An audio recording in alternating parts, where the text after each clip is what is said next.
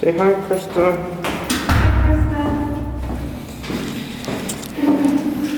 Hey guys.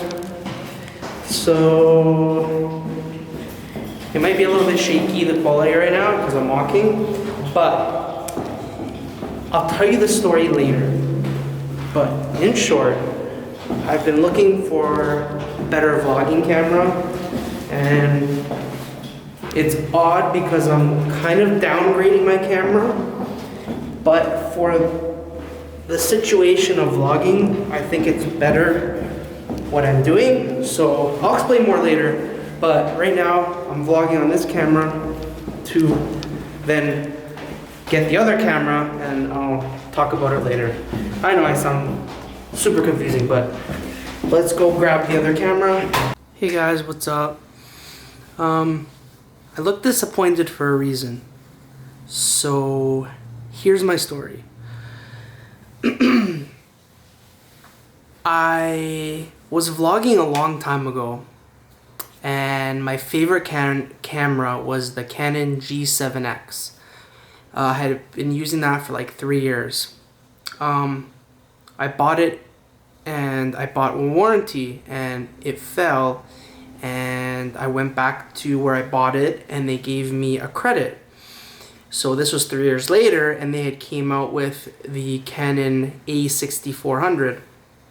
Sorry, the Sony A6400. Because there's a flip out screen, and I figured I'd get the small lens and it would be good.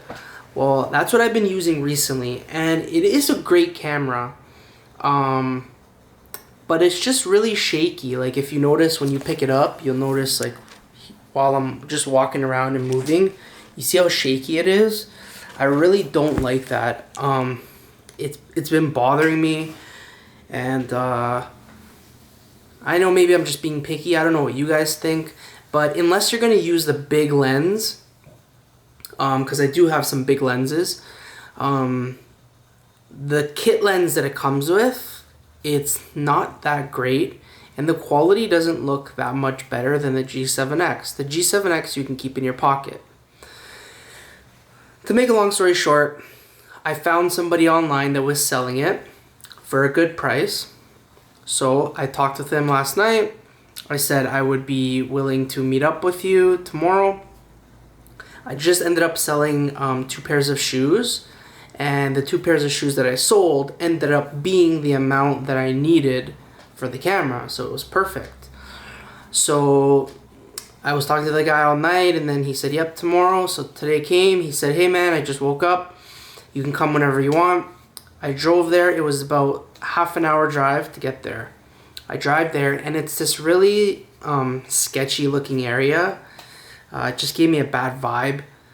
And it was like apartment buildings.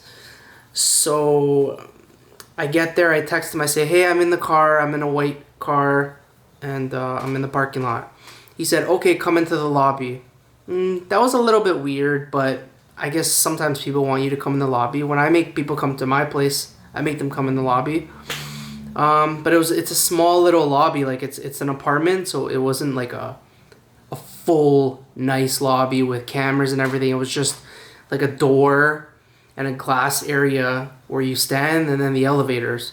But anyways, so I go there, I'm waiting, 10 minutes goes by, he never answers me. Then I messaged him, I said, I'm in the lobby, can you come down? And he said, would you be paying by e-transfer or cash? And now I'm getting a little bit sketched out. Because why would you be asking me that while I'm standing in the lobby, and we've already discussed it? So I just ignored him, and I go, he'll just come down. Well, he didn't come down. Another 10 minutes goes by, then I responded to him.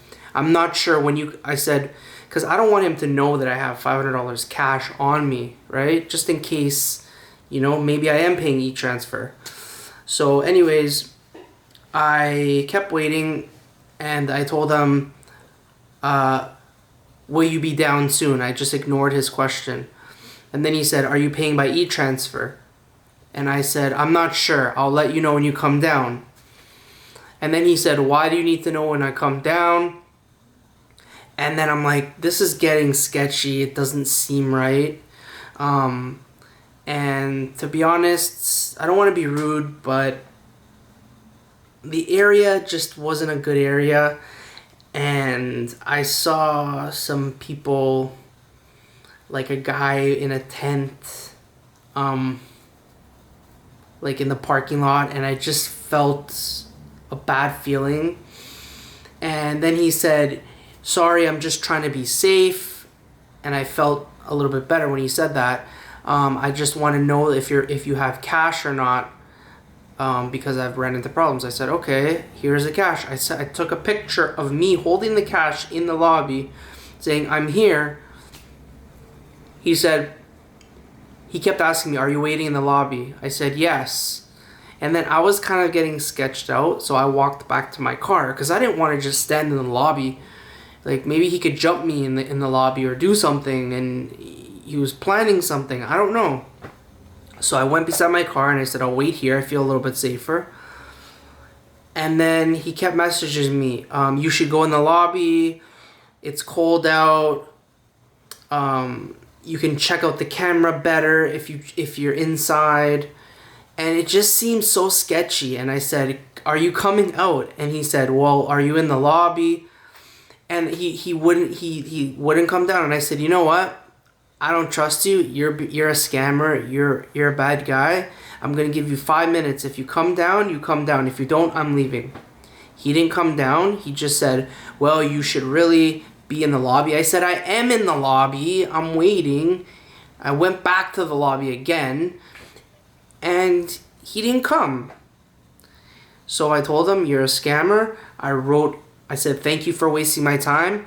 Thank you for making me drive half an hour to your house, to your apartment, and making me wait another half an hour outside, freezing, and in the lobby, and just ruining my day." And I just wanted to tell you guys, this is gonna be a long drawn. Like, it's been 6 minutes already. Man, can I talk?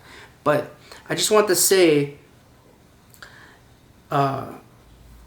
people like this ruin your day, and it ruined my day. So I was so excited to get this camera, and I just wasted so much time on it, and it's just, it bothers me that there's people out there that are like this, and I'm such a friendly person, and maybe he had a bad experience in his life. Maybe something happened to him before, and now he's just extra cautious. Or maybe he was planning to do something bad to me.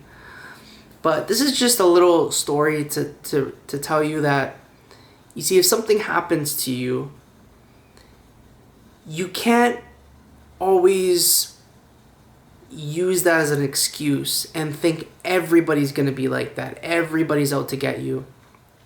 Because think about it. He lost out. I had the money in my hand. I was at his place, and I was going to give him the money, and he would have got what he wanted. But because he was so sketched out, or whatever the reason was, he lost out on a sale. He lost out.